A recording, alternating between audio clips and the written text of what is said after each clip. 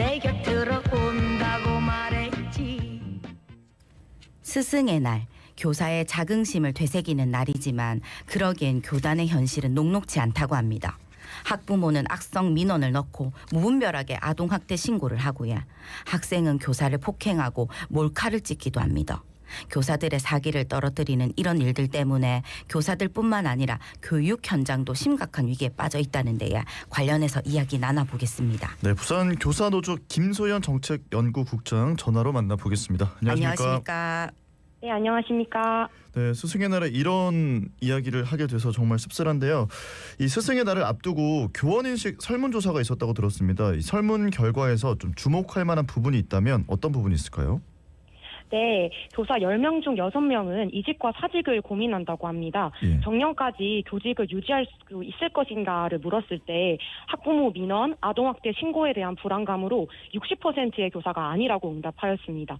그만큼 학교 현장이 정말 많이 위축되어 있는 상태입니다. 네, 그렇군요. 참 씁쓸한 조사 결과인데 지난해 전국에서 교권 침해에 따른 교권 보호위 심의 건은 3,500여 건이 발생했으며 이 가운데 90% 이상이 교권 침해로 인정됐습니다. 한 교원단체가 접수 처리한 교권 침해 건수만 504건인데 학부모에 의한 피해가 41.3%라고 하던데 그중 가장 많은 사례가 아동학대 신고라고 하더라고요. 근데 아동학대는 아이들을 보호하기 위한 제도인데 현장에서는 어떻게 적용이 되고 있습니까? 네, 학교 현장에서는 일부 학부모에 의해서 교사에 대한 불만 표출, 압박 수단, 심지어는 공격의 도구로 활용되고 있습니다.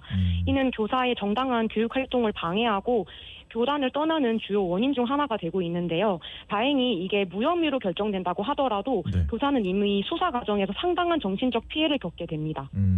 그러게요. 이게 진짜 뭐 이런 일을 겪게 된다고 하면 정말 정신적으로 너무 힘들 것 같다는 생각이 드는데 요즘에 교사들이 악성 민원에도 많이 시달리고 있다 이런 얘기를 하거든요. 교사들이 경험하는 악성 민원 뭐 어떤 것들이 있습니까? 네, 제 경우를 말씀드리자면은 네. 제 경우에는 수업 시간에 아이의 통신기기를 왜 끄게 했느냐는 민원을 반복적으로 받고 심리적으로 큰 고통을 겪고 있습니다. 이런 행위는 제가 수업 준비에 온전히 집중할 수 없게 만들었고 네. 결국에는 저희 반 학생들의 학습권에도 많은 피해가 갔습니다. 또 같은 민원이 3회 이상일 경우에는 차단할 수 있다는 매뉴얼은 있는데 네. 이게 학교 관리자가 직접적으로 교사를 보호해주지 않는 경우가 많기 때문에 실질적으로 차단하는 것이 무척 어렵습니다. 예, 아이고 참 어려움이 많으신데 아니 근데 학생에 의한 피해도 15.9%로 나타났습니다. 현장에서 학생들에 의한 이런 어려움은 어떤 게 있습니까? 네, 학생이 선생님을 폭행해서 선생님이 상해를 입는 경우가 있습니다. 네네. 그러나 피해 교원과 가해 학생을 즉시 분리하는 조치는 좀처럼 실행되지 않고 있고요.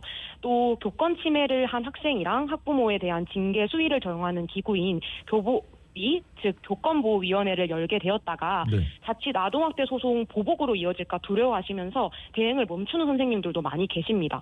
학생이 때리는 것을 제지하고 싶어서 뭐 손목이나 네. 팔 일부를 잡아도 소송에 휘말리는 경우가 있기 때문입니다. 대다수는 검찰에서 무고로 결론이 나지만 네. 개인은 큰 시련을 겪을 수밖에 없는 거죠. 그러니까 지금 말씀하신 그런 내용이 조금 전에 저희가 전해드렸었던 이 부산 서구의 한 초등학교에서 있었던 그런 사건과 유사하다는 생각이 드는데요. 뭐 이런 일뿐만 아니라 지난 1월 또 부산의 한 고등학교 3학년 학생 3명이 교사 7명의 치마 속을 300여 차례 불법 촬영한 사건이 보도가 되면서 정말 많은 분들의 충격을 받았던 기억이 있고요. 또 가해 학생들에게 강제 전학 조치가 내려졌기도 했는데 그런데 이제 피해 교사들은 교권보호위원회 조치에 대해서 실효성이 있는 게 맞냐 이런 의문을 제기했더라고요. 이 부분도 좀 짚어주시죠. 네, 첫 번째로는 학생의 학습권 보장의 이유로 처벌 이후에도 가해 학생과 피해 교원의 분리 조치가 잘 시행되지 않았고요. 그리고 어제 보도된 부산 5학년 초등학생의 교사 폭행 사건 이후에도 네. 즉시 분리는 이루어지지 못했습니다. 선생님은 몸과 마음이 다친 채로 그 학생들을 계속 마주해야 하는 상황이고요. 네. 두 번째는 강제 전학은 보통 교보위의 최대 처벌 수준인데 네. 이 역시 교사의 피해나 고통이 사라지지 못한다는 문제가 있습니다. 또 퇴학 처분도 정답은 아닌데요. 네. 만약에 해당 학생을 퇴학 처분을 해서 대학 진학에 문제가 생긴다면은 네. 교사가 이 제자의 진로를 방해한다 이런 죄책감에 시달려야 하는 문제도 있습니다. 아니 그러면 좀 어떻게 이거를 해결을 해야 될까요? 네.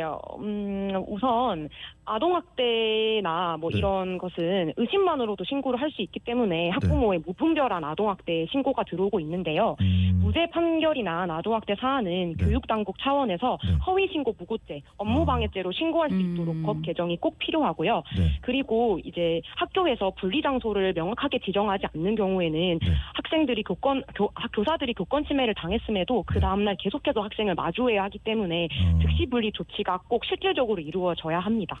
그렇군요. 예. 그러니까 어제 보도가 됐던 사건도 이제 학부모가 무고성 아동학대 이런 식으로 신고를 하는 경우가 있으니 이제 네, 만약에 맞습니다. 예를 들어서 그런 게 진짜 무고성이 인정이 되는 거라면 그런 일이 없도록 허위 신고를 못하게 하는 법 개정이 필요하다 이런 말씀이신 것 같습니다. 예, 맞습니다. 네, 네. 예. 그리고 2023년 서울 서희초 사건 이후에 교권 5법이 개정 시행됐는데 이 교권 보호 5법은 교사의 정당한 생활 지도를 면책하고 학부모의 협조 의무 등을 명시했습니다. 근데 현장에서는 크게 변화를 체감하지 못한다고 하더라고요. 어떻습니까? 네, 구체적으로 어떤 행위가 정당한 생활 지도에 해당하는지에 대한 명확한 기준이 없습니다. 네. 또 학부모의 협조 의무의 경우에는 이를 강제하거나 위반 시에 제재할 수 있는 구체적인 방안이 미흡한 상태입니다. 그렇군요. 자, 그렇다면은 어떤 것들이 조금 더 보완이 돼야 되고 어떤 변화가 더 필요하다고 보십니까? 네, 저는 아동학대 소송의 주체는 개인 교사가 아니라 기관이 되어야 한다고 생각합니다. 소송의 책임이 학교에 있다면 네. 교사 개인이 홀로 외롭게 맞서 싸워야 하는 부담이 줄어들게 되는데요. 이 악성 민원인에 대해서는 네. 교육청이 선제적으로 고발하고 민사소송을 거는 등의 제재가 늘어나야 됩니다. 악성 민원은 더 이상 용납되지 않는다. 이런 강력한 메시지를 전달할 필요가 있다고 보입니다. 그러니까 예. 지금 교사들이 정말 정신적으로 고통을 받는 게 악성 민원이기 때문에 이거를 어떻게 핸들링하느냐가 정말 중요한 포인트다 이런 말씀이시네요. 예, 맞습니다. 예, 그런가 하면 교원단체는 교권 회복을 위한 법 제정도 중요하지만 아동복지법, 아동학대처벌법의 개정이 또 시급하다는 입장이던데 여기에 대해서 말씀해 주신다면요.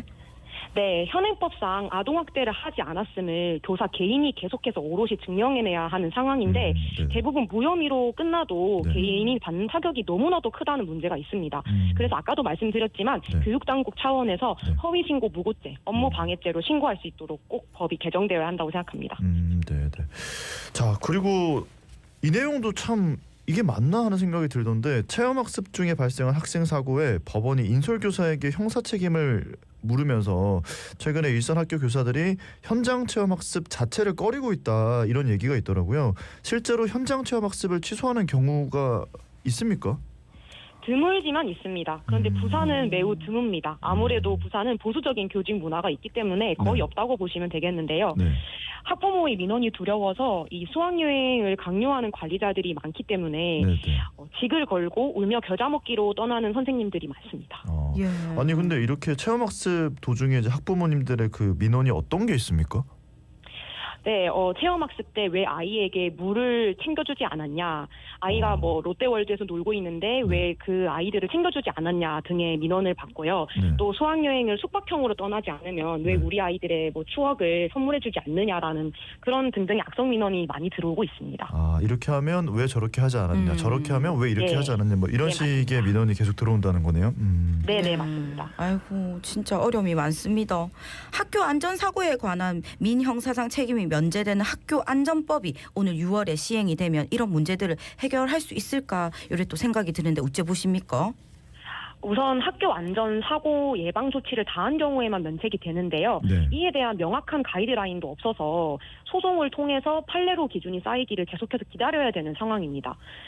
부모 2명이 자녀 1명이랑 여행을 가도 사고가 생기기 마련인데 교사 1명이 약 30명의 학생을 인솔하는 과정에서 생기는 수많은 변수들을 어떻게 통제를 하겠어요. 사실 교사들은 모든 사고를 예방하는 안전교육을 실시하기가 쉽지가 않습니다. 예. 그러게요. 자, 이런 가운데 부산시 교육청이 교권 보호를 위해서 외부 변호인단 60명을 위촉했는데 이런 사항들이 좀 현장에 도움이 될 거라고 기대를 하시는지 어떻게 보시는지요?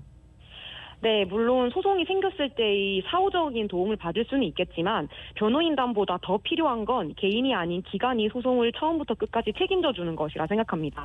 또 무고성 아동학대와 각종 악성 민원이 판치는 학교 현장을 이 장기적으로 바꿔나가기 위해서는 학부모님들 그리고 학생들이 학생 인권만큼 교권 또한 존중할 수 있다는 이 사회적 합의가 이루어져야 할 것 같습니다. 네, 자, 저희 예. 오늘 부산 교사노조의 김소연 정책연구국장님과 이야기 나눠보고 있는데 선생님은 지금 선생님 되신 지 얼마나 되셨습니까? 네, 저는 약 5년 정도 되었습니다. 어떠세요? 예. 5년 정도 선생님으로 일해 보시니까 어떠십니까? 네, 처음에는 정말 열정이 가득한 교사였는데요. 네. 점점 갈수록 제 이 교육에 대해서 많이 위축이 되어 있다는 생각이 많이 듭니다. 이런 민원이 한 번이라도 들어오면 아무래도 뭐 재미있는 수업 같은 것을 하기가 굉장히 어려워지는 게 현실인 것 같아요. 예, 뭔가 그렇군요. 눈치를 보게 되는 그런 상황이 예. 만들어지는 것 같아서 맞습니다. 참 안타까운 마음이 드는데 예. 오늘 스승의 날을 맞아서 그래도 아지매가 우리 선생님 너무 노고 많으시다고 요래 또 말씀을 드리고 싶고 예. 방송 듣고 계시는 분들한테 또 바라는 점이나 하고 싶은 말씀 있으시면 말씀 부탁드리겠습니다. 네, 지금 출근 중이셔서 아무래도 학부모님이 이 방송을 많이 들으실 것 같은데요. 예. 네. 어머니, 아버님, 저 정말 수업하고 싶습니다. 온전히 제가 수업에 집중할 수 있고 수업 준비를 할 수 있게 많이 도와주셨으면 좋겠습니다. 부디 저희 부산 교사들의 진심을 믿어주셨으면 너무 네, 좋겠습니다. 감사합니다. 네네. 아유 그러게요. 스승의 날인데 조금 더 아름다운 이야기를 할 수 있으면 좋겠지만 또 저희가 더 아름다운 세상을 만들기 위해서 꼭 짚고 넘어가야 되는 이야기들을 했다고 생각을 하고요. 오늘 말씀은 여기까지 듣고 보내드리도록 하겠습니다. 고맙습니다. 감사합니다. 네. 자, 지금까지 부산 교사노조의 김소연 정책연구국장과 함께 이야기 나눠봤습니다. 자, 5월 15일 목요일 스승의 날에 함께하고 있습니다. 아침에는 생각나는 스승님